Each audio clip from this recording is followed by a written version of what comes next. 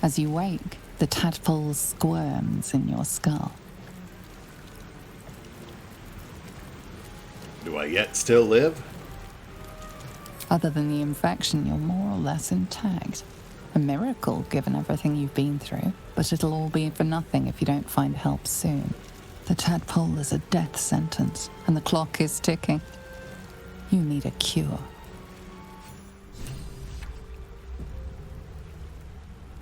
Curiouser and curiouser.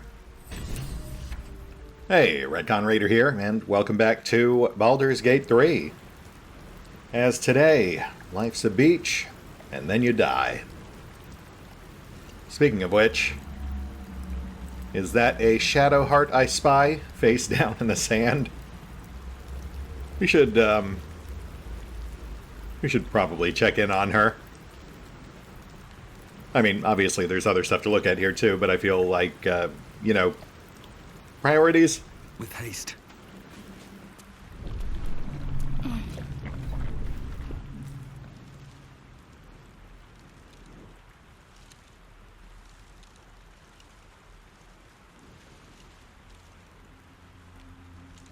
Yeah, we're not going to steal from our new companion while she's lying here unconscious.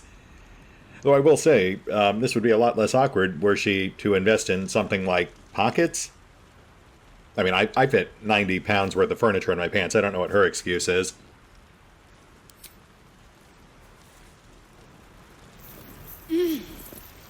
You're alive. I'm alive. How is this possible? You do have pockets. I have no idea. I was hoping you might be able to float something.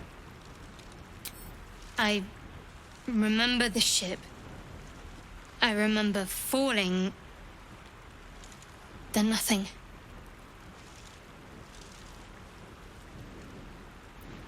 We seem to have lost our Gith friend. Perhaps she has answers. You might want to reconsider calling her a friend. Looks like she ran off without us. There's no need to jump to that kind of conclusion. We were both knocked unconscious. She could be hurt, or worse. You're more concerned for her than she is for you, clearly. We need to take care of ourselves. First things first, we need supplies, shelter, and most of all, a healer. We might have escaped, but we still have these little monsters in our heads. We? So you think we should travel together? We need each other, and we both know what's at stake. Can't think of better company. You are just full of surprises, Miss Shadowheart. Very well, let's be off then. One thing, just before we go. I wanted to thank you again for freeing me. It would have been all too easy for you to run right past my pod, but you didn't. I'll remember that. Lead the way. That is interesting. Yeah, I guess rescuing her really would change the tone of your initial encounter with her. Back in the early EA build, when I recorded the original EA series, you couldn't rescue her. There was no way to repower that console. So you could only encounter her afterwards on the beach, where she would be suspicious and borderline hostile, especially if you were a Gith like Eluthan was, since I think that artifact she has something to do with a Gith. Maybe she stole it from them or something. But yeah, my original character in my first test campaign actually killed her without ever realizing she was recruitable, because when he first encountered her, he flubbed his skill checks and asked too many questions, and she attacked him. She can also use polearms. That's unexpected. Not sure it's worth giving up the shield, but that is certainly something to keep in mind. Oh, look at that. She's also afraid of wolves. That's... I mean, I don't think 5th edition has any rules for flaws, so that's got to be a unique character trait. Something related to her background, perhaps, or or personal quest line. Interesting. Charisma's her dump stat, no surprise there.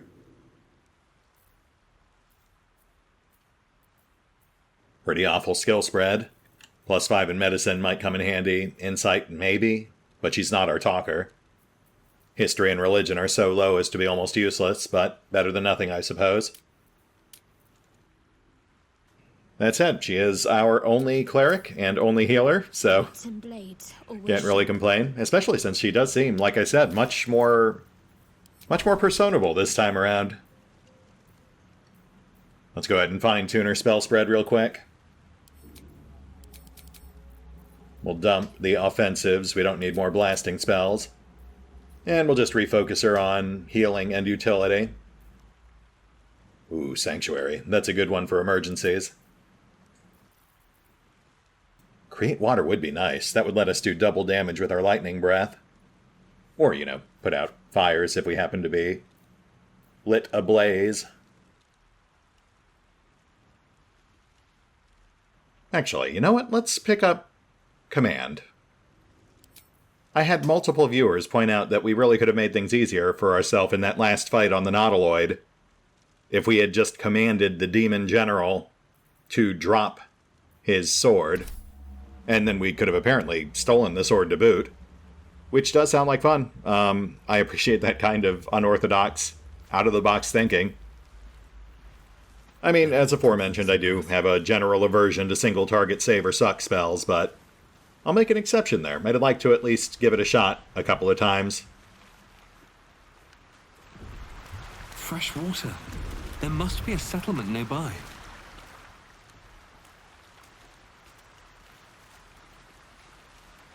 You'll have to pardon the mouse sweeps, since the highlight button doesn't actually highlight all interactable or lootable items. I do feel compelled to try to do a little pixel hunting just to make sure we're not missing anything obvious. I'll try not to let it slow things down too much.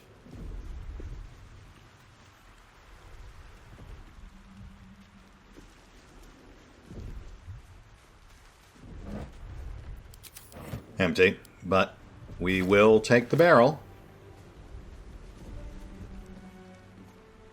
What's in here? Rufflesome Blaggart hat. The discerning raconteur, spinning of stories and peacockish personality. That is a very fine hat.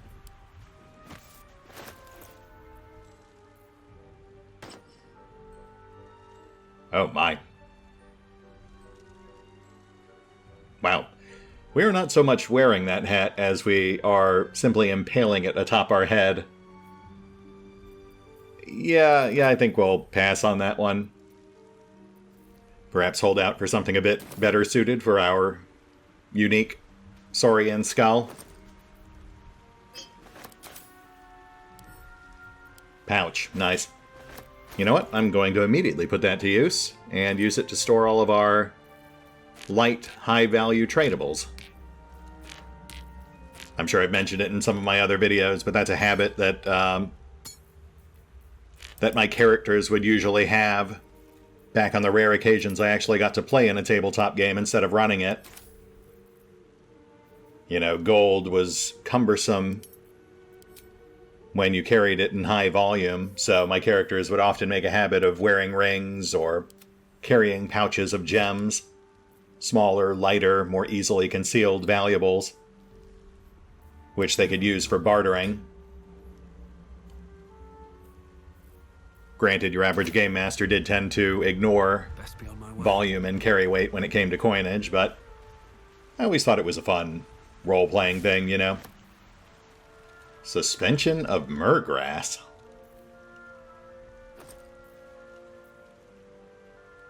Oh, okay. So if we find 3 Murgrass, we can use that to create a suspension of Murgrass, which we can then use to apparently make a potion of mind reading. Interesting. Well, that's cool. That definitely wasn't in the EA. At least not the versions I played. Nice to see they have a modest crafting system in place.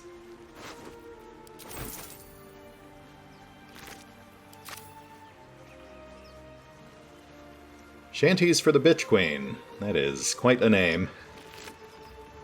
Also fish, we'll take those. Camping supplies are required for long rests. Water? Not marked as a provision. Is that something we can throw?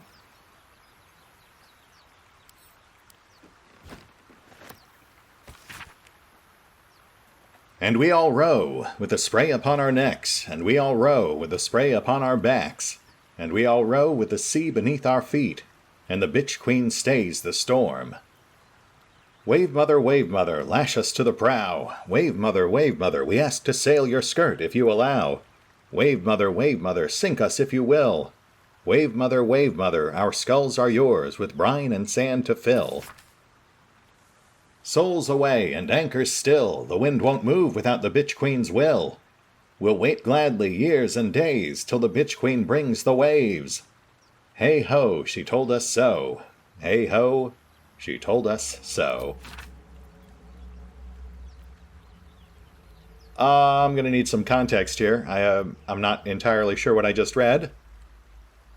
Also, I feel like you really could have just displayed that on a 2-page spread instead of making me push a turn page button. But that's neither here nor there, I suppose. Perfumed letter. Still legible in spite of water stains and smeared ink. Sigh. I love you. There, I said it. And if you meet me tomorrow, I'll say it again, and again, and keep on saying it till we're old and gray. So let's do it. Let's go to Baldur's Gate. I know it's risky, but so is staying here. The last few months have been hard, but they've always been a little easier when you're there. Leave your boat and meet me at the hill overlooking the old bridge. Bring whatever you can carry. We'll make do without the rest. Don't be late. Love, Anna. Well, that is very sad. I'm going to guess Sai never made that rendezvous. Or maybe he did. Perhaps that's Anna further down the beach. Hard to say. Ah, okay. And this was in regards to Umberlee, Goddess of the Sea. Gotcha. There's the context I was missing.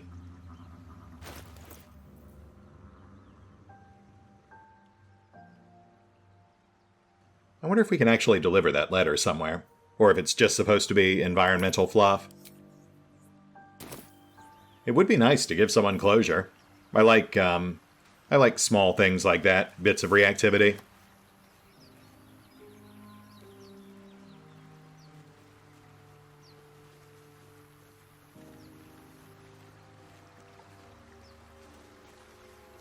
So are you Anna? Not saying anything conclusive, so I'm going to assume you're just a random person. Hammer. No idea if that's useful, but we'll take it.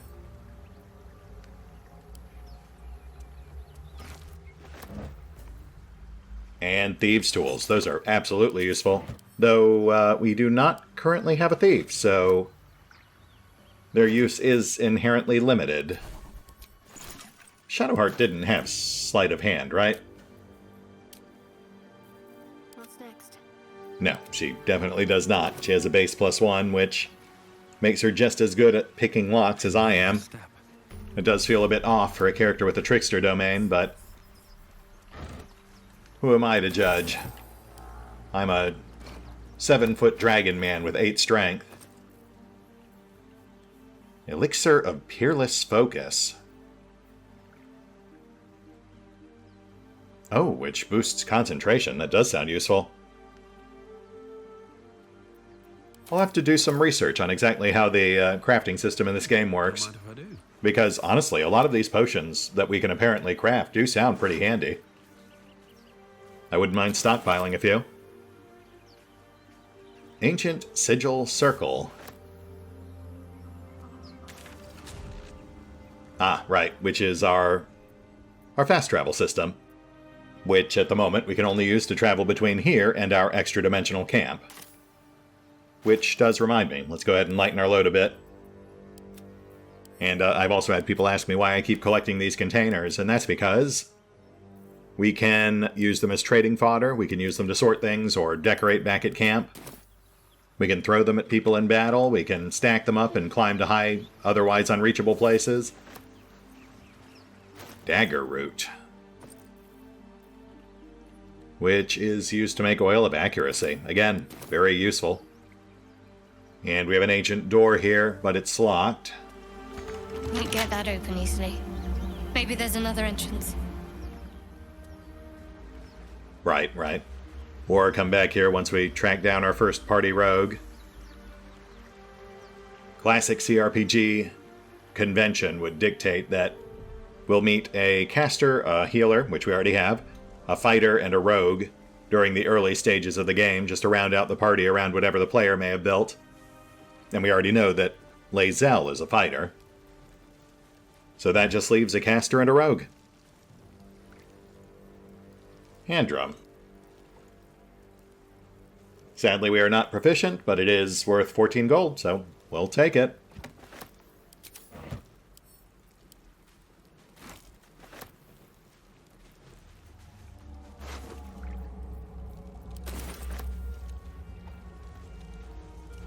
Abducted commoner. Okay.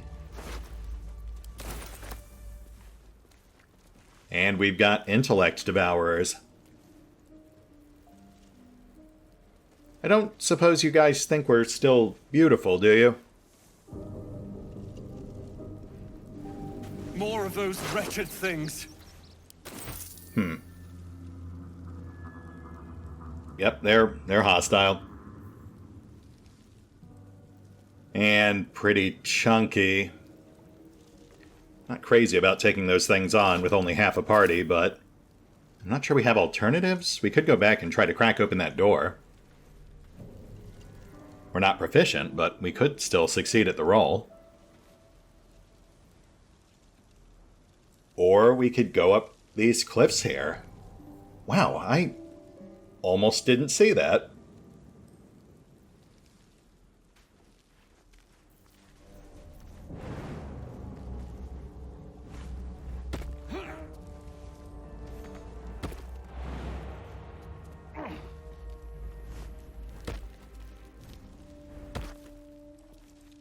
Aha!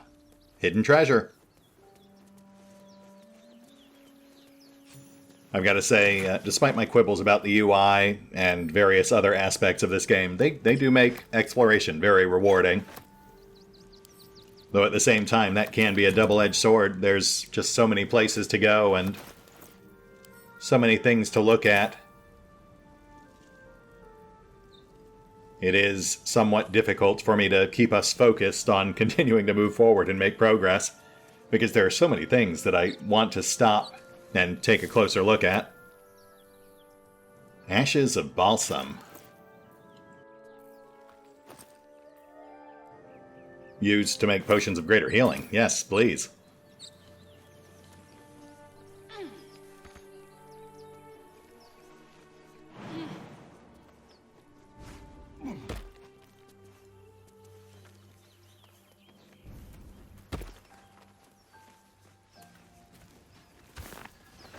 Ooh, that looks intriguing. Also, salts of Rogue's Morsel. To make normal potions of healing. Nice. We should probably get a closer look at that weird swirly portal over there. But we do have ruins over here, which are also very intriguing. But I've got to say, swirly portal probably wins out.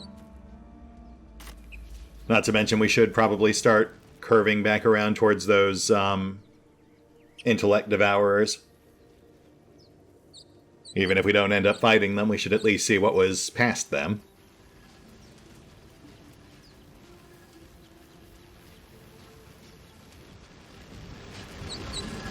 What's going on with that rope? Looks unstable somehow. Yeah, I noticed. Kind of hard to miss, really.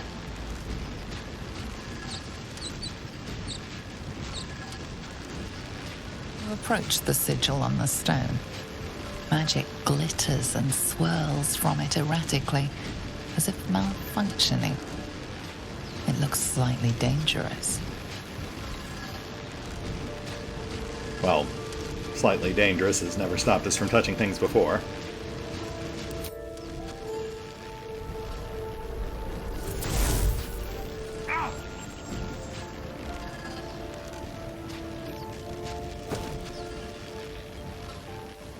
A hand?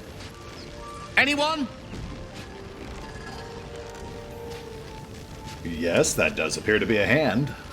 But who or what is attached to it? Just your average traveler stuck between realms. Pull me out, and we'll get properly introduced. Well, fortunately for you, I am uniquely suited to this sort of scenario. Especially now that we have Shadowheart traveling with us.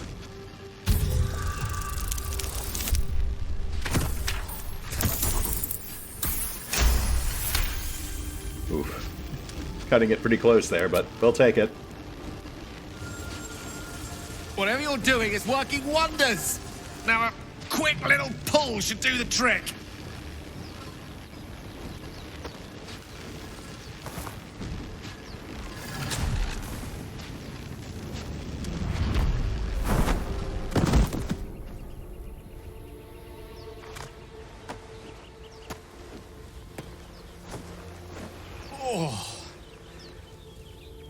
Hello. I'm Gale of Waterdeep. Apologies. I'm usually better at this. Better at what exactly? Introductions? At magic. Say, but I know you, don't I? In a manner of speaking. You were on the Nautiloid as well. I was, though I can't say I recall seeing you there. And I can only assume you too were on the receiving end of a rather unwelcome insertion in the ocular region. Not quite how I would have put it, but No use sugarcoating it, is there? The insertee we speak of, this parasite, are you aware that after a period of excruciating gestation, it will turn us into mind flayers? It's a process known as ceramorphosis, and let me assure you, it is to be avoided. You don't happen to be a cleric by any chance, do you? A doctor? Surgeon? Uncannily adroit with a knitting needle? You seem to know enough about our condition to realize it's beyond most clerics' skills. Most, no doubt, but I find myself hoping to be in the presence of the few. You don't happen to be one of them. No, I'm afraid not. My patron provides me with many gifts, but it's a tad bit lacking where holes are concerned. As we've established, few enough can. It's not exactly a common affliction. We're most certainly going to need a healer, and soon, too. How about we lend each other a helping hand once more and look for a healer together? I certainly don't see why not. Most excellent. A parasite shared is a parasite halved. Or something to that effect. Oh, but before you think you're about to embark on a journey with most ill-mannered a man, thank you for pulling me out of that stone. It was an act of foresighted kindness, I assure you. For I have the feeling ample opportunities will present themselves for me to return the favor. Oh, level up. Nice. Also, once again, they very much changed the tone of our first meeting with Gale. Back in the EA, he just sort of popped out of a wall and started acting like a weirdo. But here, once again, you immediately have him in your debt because you assist him with something, much in the way you do with Shadowheart. I am not a fan of how they gave all these characters 3 odd-numbered attributes. I mean, it is correctable, it just requires some careful planning.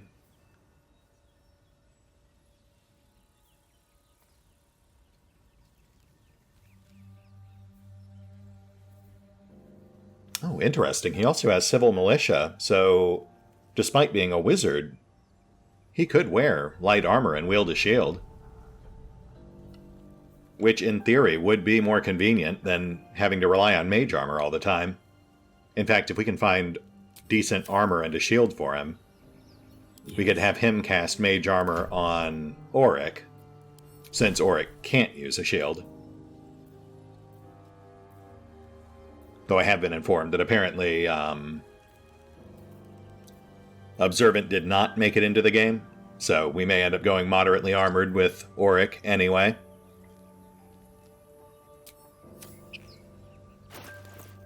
So let's see here. Still breathing, despite everything. Yeah, if we go mage armor on Auric, then that would bump him up to AC 14. We would have to lose the padded armor and swap out to robes, but that's easy enough. That's why we're carrying the spare set. Let's run through these level ups. Should just take a moment.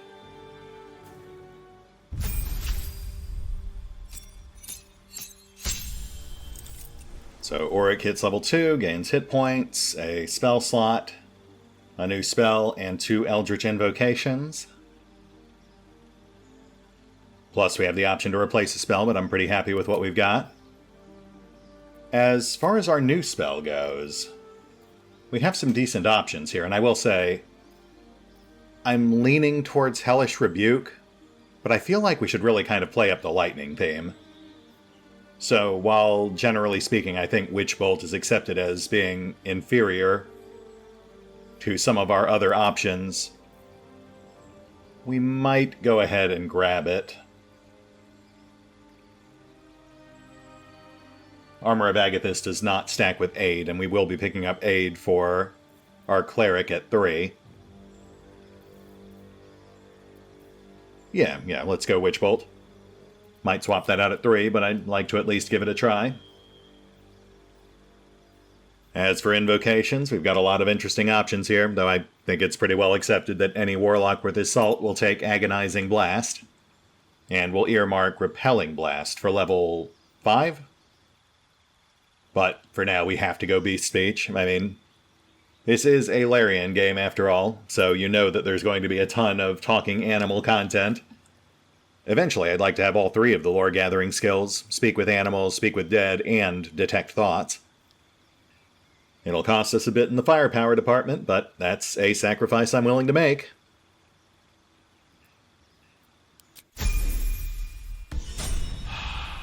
Next we've got Shadowheart, who hits level 2, which I don't think we've got a lot of control over.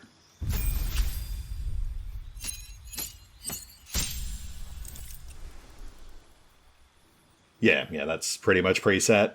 Health up, we gain Divine Channeling, which gives us options between Turn Undead or Invoke Duplicity, which I'm not a big fan of.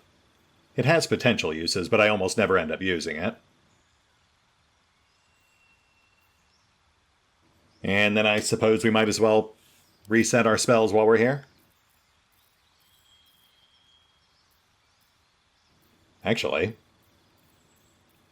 that looks pretty good to me, because Create Water probably would have been what I would have picked anyway. That's a good one to have on tap.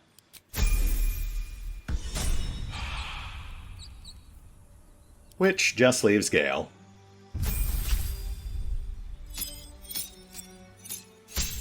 Oh, and he has pre-selected Evocation Specialization. That is very presumptuous, Gale. Though it's not a bad choice. I mean, that's actually one of maybe the 3 I would have seriously considered.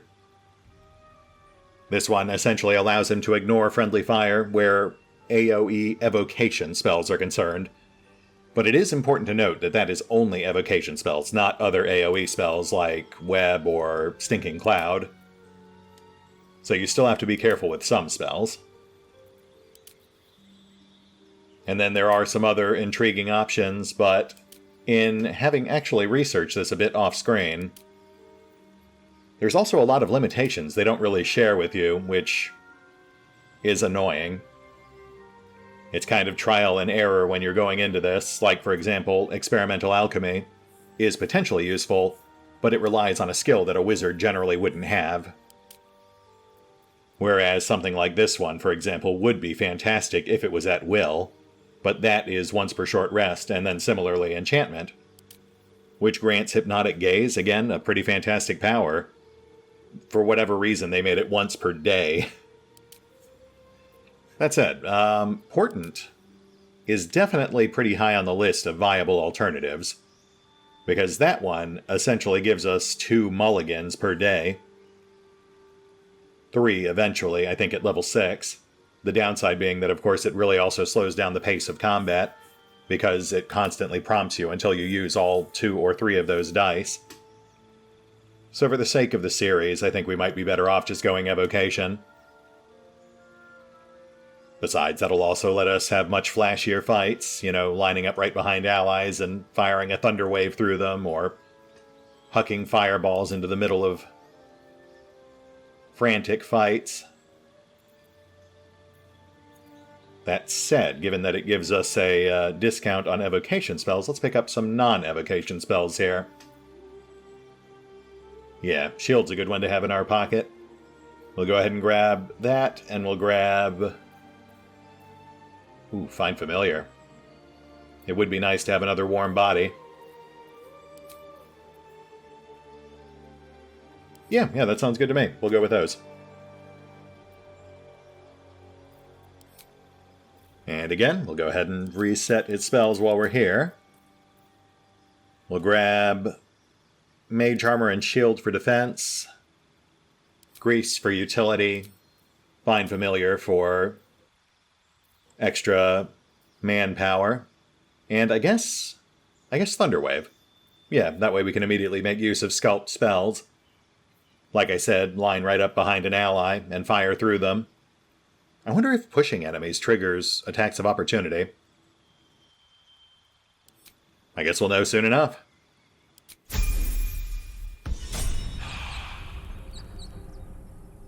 And we're done. Level up complete. And we don't have a shield yet, but let's go ahead and pass the leather armor over to Gale. Once we do find a shield, we'll get him armored up. We'll save the mage armor for Auric.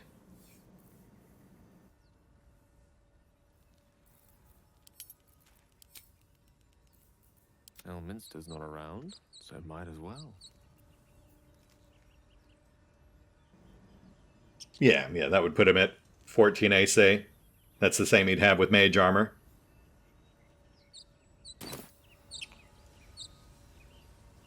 And let's get familiar. This is a ritual cast, so in theory it shouldn't use a spell slot.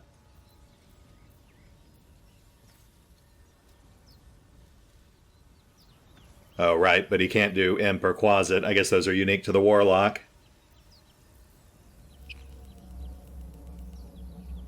Which is fine. Let's try Raven. I think they only have 1 hit point, but they are highly mobile, and obviously, as it says there, they have a chance to blind on hit. And honestly, even if it just immediately dies, that's a hit someone else doesn't have to take. Quoth the Raven. Cute. Oh, also, that reminds me, we should get Speak to Animals going. Oh, we can't talk to Quoth? Boo! Though, to be fair, I suppose that is technically a fae, not an actual raven. And move. Dead goblins over there. Worth checking for supplies, maybe. Yep, on it. Oh, please tell me you have a shield.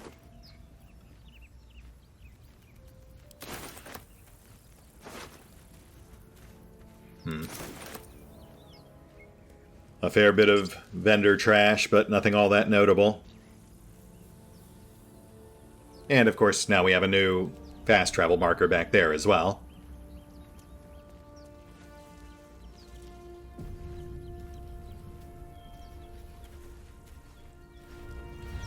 There. A mind flayer. And it's hurt. That thing's bound to be dangerous, even if injured. Best be careful. Ooh, yeah, I hear that. Don't worry, I'll be mindful. You approach the dying monster. This is the thing that abducted you. You could end its life here and now, if only you didn't feel compassion. Compassion? No, that doesn't sound right. Are you sure I'm not going mad? Yes, you feel hate, and you deserve to be punished for it. You should be whipped, made to bow before this creature in shame. It's possessing your mind, forcing you to love it, but then the feeling slips. The creature's mind seems to focus elsewhere.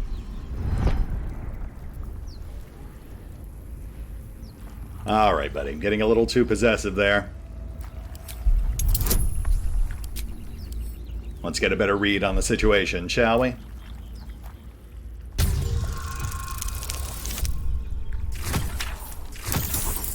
Nice. Your minds fuse, lusting for something that is gone. But then its grip claws back with a vengeance, a vice locking your mind into obedience. It needs sustenance to survive, and with your very body, you can provide. Oh, I will politely decline. Thank you. Oh, thank goodness. Still might fail, though.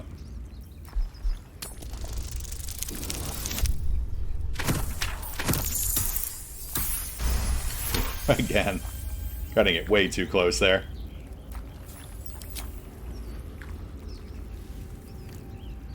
The monster lies exhausted, defeated. Its eyes, wet orange pearls, radiate malice. Ah. And you know, this... Oh, man. This thing is dangerous, but at the same time, I don't know if we want to set the precedent of killing helpless foes.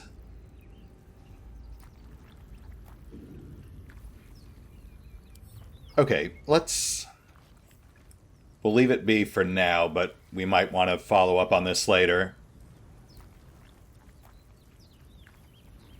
I think Eleuthen did execute it back in the EA series. So I'd be curious to see what happens if we actually leave it be.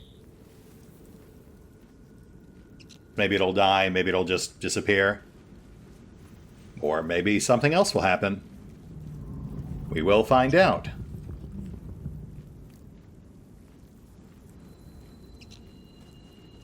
Anyway, yeah, we'll close the rest of this loop. Take out those intellect devours, and I think that'll put us at a good stopping point.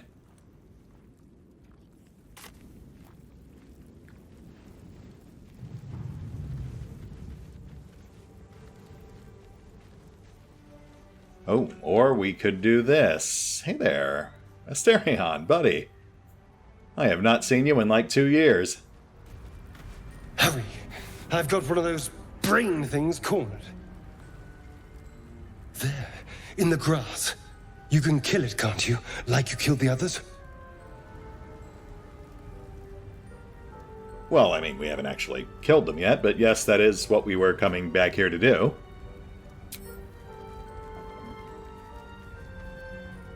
There. Can you see it?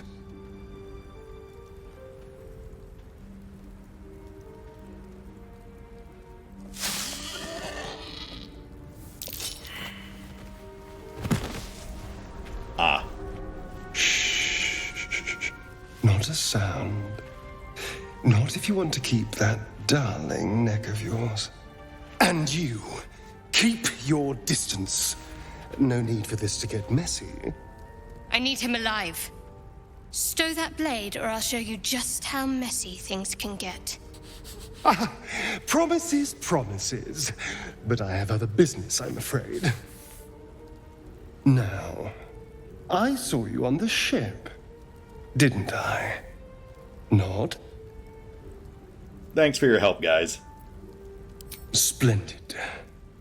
And now you're going to tell me exactly what you and those tentacled freaks did to me.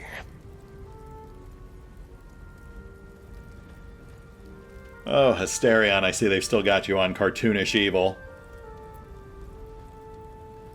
How should I know? I was just a prisoner, like you. Don't lie to me. Your mind twists. You're looking out of unfamiliar eyes, prowling dark, busy streets. You try to hold the memory, but it fades to the worm. The light, the fear. What was that? What's going on?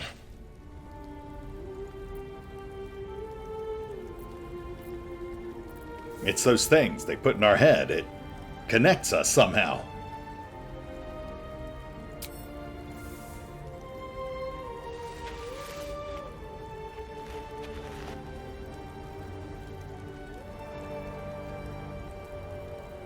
You're not one of them.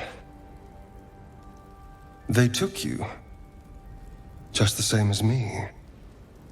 And to think, I was ready to decorate the ground with your innards. Apologies. Emphatically not accepted, but I am glad to see we're on the same page now. Indeed we are. Please, allow me to introduce myself. My name's Astarion. I was in Baldur's Gate when those beasts snatched me. Well, perhaps we do have some common ground after all. I'm from Baldur's Gate myself. Is that so? We clearly move in different circles. So, do you know anything about these worms? Well, I do know if we don't find some way to get rid of them, they'll eventually turn us into squids. Turn us into...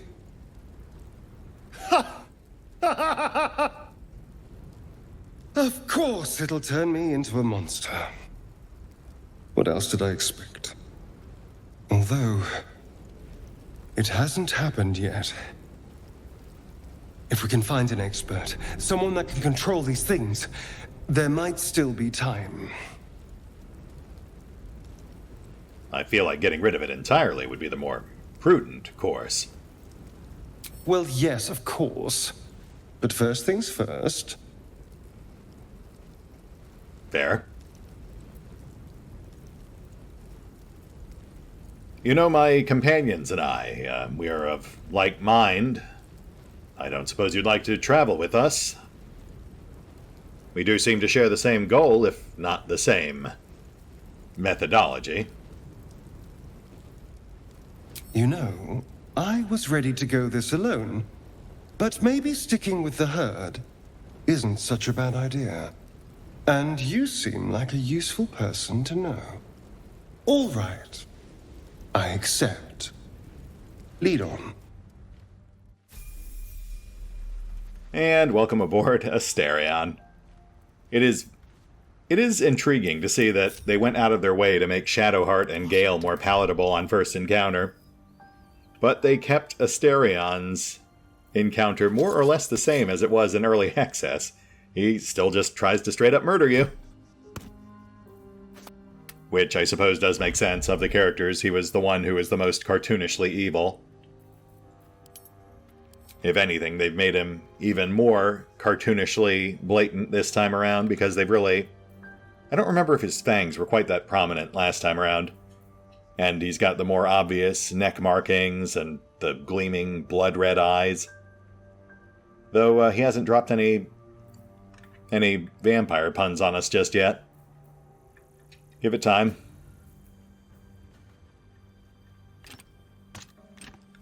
Let's go ahead and swap that bow out for a crossbow. And we'll also slap a second dagger on him. That'll give us more options in melee.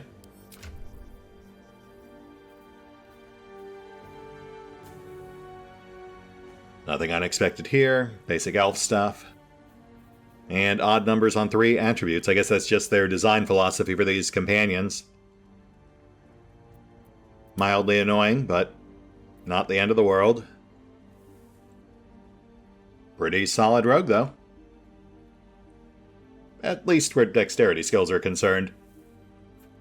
Asterion's none too bright and not particularly charismatic, but yeah, I mean, I feel like that was pretty obvious from the second he tried to shank us.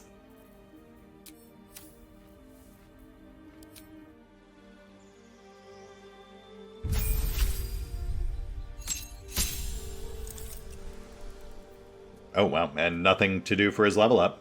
We gain hit points and we gain cunning action, which allows him to use a bonus action to hide, dash, or disengage. But not to dodge.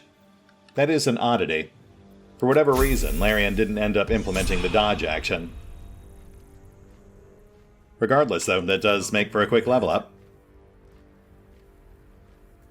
And, while we are technically over time, I'd feel weird doing an episode with no fighting.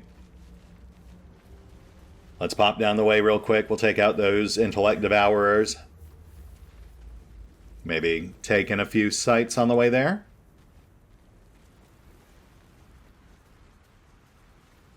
Conspicuous grotto. We'll check that out momentarily. Away! Away! Easy now. I'm not going to hurt you. You're all the same. Too many of my kind died because of your spears, but not me! Okay, fair enough. Nice to see that both Gale and Shadowheart are animal lovers, though. That'll make it easy to stay on their good side. And let's see what we've got over here.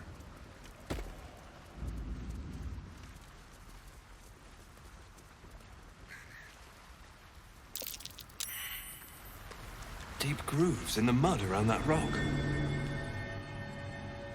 Oh, right. Yeah, we're not really stacked on strength. Shadowheart? There we go. Nice, thank you. And let's see what we've got. Alive, so that's progress. Ruby, nice. Gold, agate. Couple of potions of speed. Harper's notebook. Various accounts of impiety and blasphemy among locals, all bound in one ragged book. A tattered collection of reports held together with a moon and harp seal. There is frequent mention of sacrilegious activity among a local Selionite sect. Well, that is very intriguing because Selûne and Shar are rivals, and Shadowheart is a follower of Shar, so that makes me wonder if whatever's going on with this sect has something to do with what she is trying to accomplish here.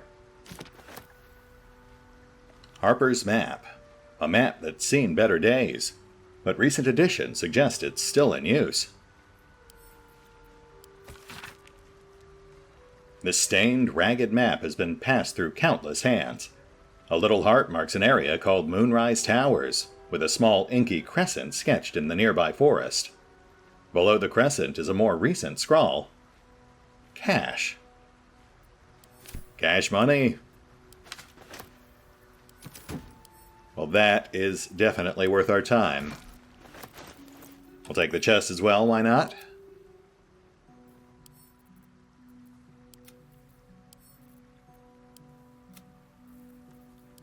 And let's see if that cache is marked.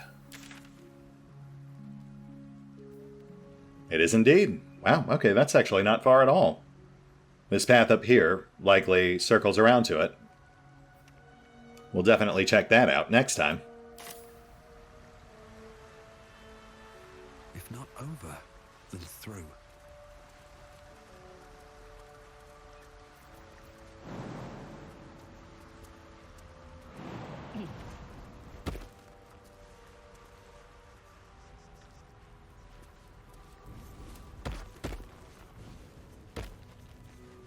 You know what, we'll save the little dock there for next time. I'm sure there's something there we can use, but no rush. I'm sure we can get by without it. Let me just make sure we're ready for a fight here. We have not found a shield, but I think that's fine. Let's go ahead and slap mage armor on Auric. Oh, right, of course. We have to pull the padded. All's well that ends. My bad? Not as bad as it could have.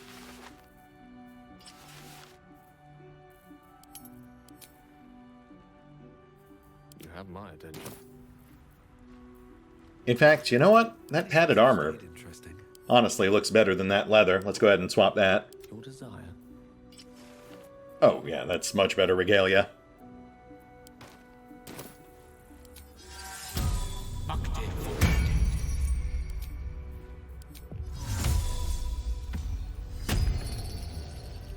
Thank you, Gale. No time to dally. And I think we're about as set as we're ever going to be.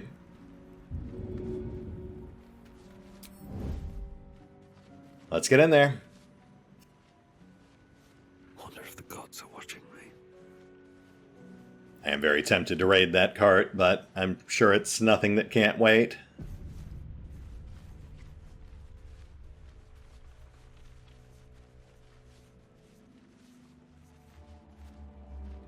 Alright, Asterion. Time to prove that you're worth keeping around.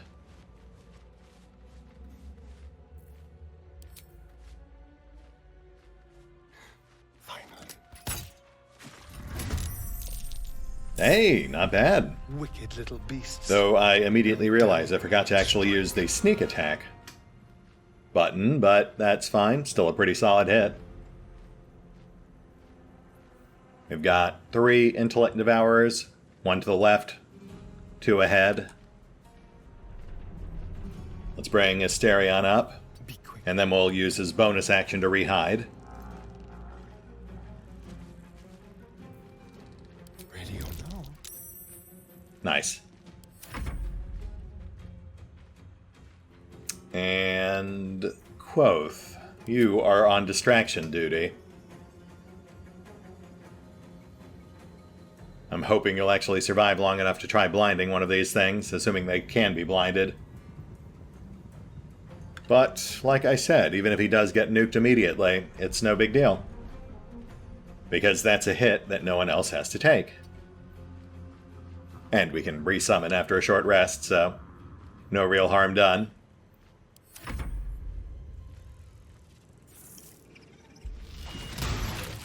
Oh, yeah, wow. Well,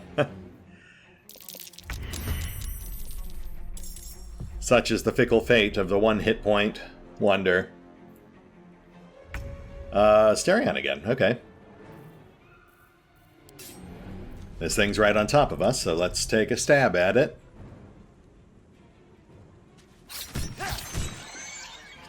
Nice. Though, I did not want you to automatically use your offhand. That was overkill. One hit would have done it.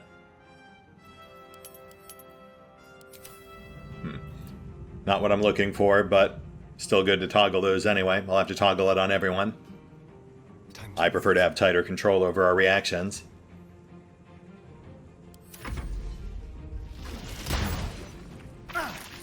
Ow. Also, ow.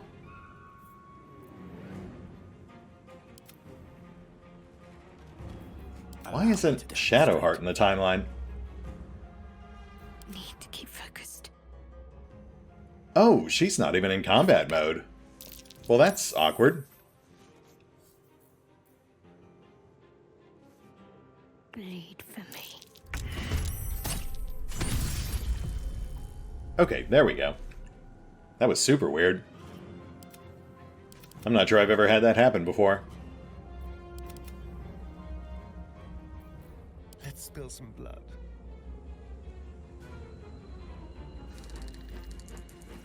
Yes, here. Right. We still need to toggle that.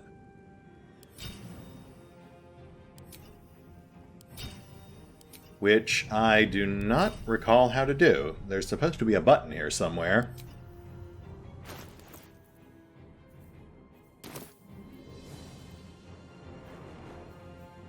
Oh. Well, there it is, but we can't actually toggle it. So, I will have to look into that. For now, though, let's finish this fight.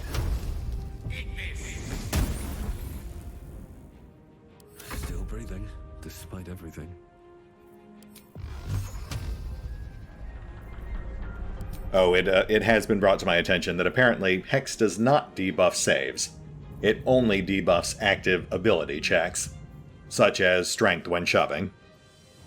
Which does very much limit its utility, but that's fine. We're mainly using it for the damage component anyway. No hesitation.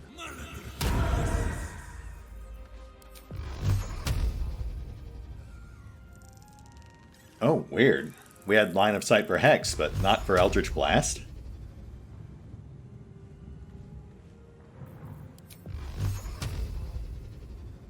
Alright, fair enough. Swift as my feet can carry me.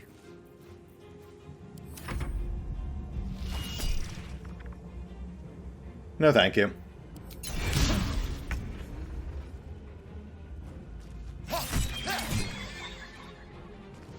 Overkill, so still not toggled.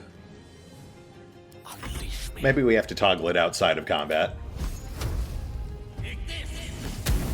You fight well. Perhaps our survival isn't such a distant prospect. A lot on my mind and Gosh, thanks. in it. And there we go.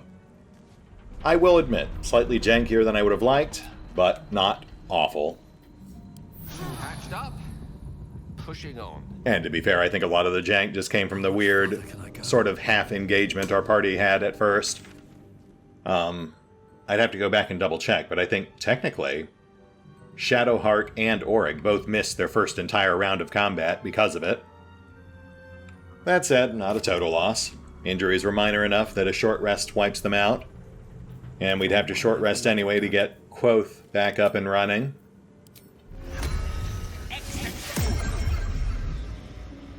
I mean, look, an underwhelming first outing for our feathered friend, but he did accomplish his secondary purpose as a blade of armor. That said, we'll hit the pause button for now. I will do the usual off-screen bookkeeping, clean up our inventory a bit, and we will pick up here next time as we finish exploring the coastline here and shore up our map. See you then.